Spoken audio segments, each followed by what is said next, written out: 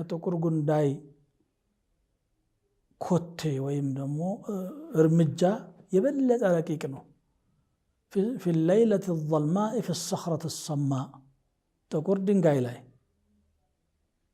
በጨለማ ሌሊት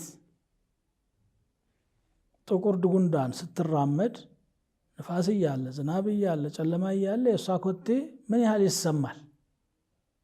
ምንም ማንም የጉንዳን እርግጫ ሰማሁ ሊል የሚችል የለም።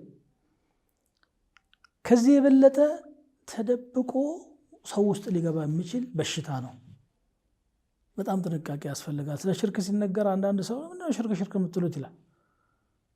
ቁርአኑ እኮ ነው ያለ ያለው እንደው ከበቀራ ጀምሮ እስከ ቁል አዑዙ ቢረቢ ናስ ድረስ ተውሂድና ሽርክ ላይ ነው ያተኮረው። ለምን ተውሂዱ ሰላም ከሆነ ሌሎች ነገሮች ላይ ግድፈት እንኳን ቢኖር የአላህ ረሕመት ይከጀላል። ቢቀጣውም ዘውታሪ አይሆንም።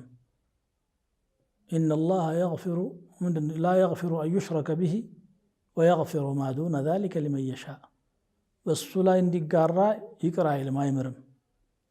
ከዚህ በታች ያለን ግን ለሚሻው ሰው ምህረት ያደርጋል ነው የሚለውና የተውሂድና የሽርክን ነገር በአግባቡ ከሚያውቁት ዑለማዎች ጠጋ ብለን ተምረን ስራችን ሽርክ እንዳይቀላቀለው እንዳይበረዘው። ሽርክ ማለት ስራ ላይ ልክ እንደ መርዝ ምግብ ላይ ማለት ነው።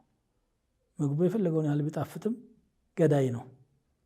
ስራውም የፈለገ ቢያምርም ሽርክ ካለበት ጥቅም አልባ የተበላሸ ነው የሚሆነውና በጣም ጥንቃቄ ያስፈልገናል። ይችን ለማስታወስ ፈልጌ ነው። ወሰላሙ አለይኩም ወረሕመቱላሂ ወበረካቱሁ።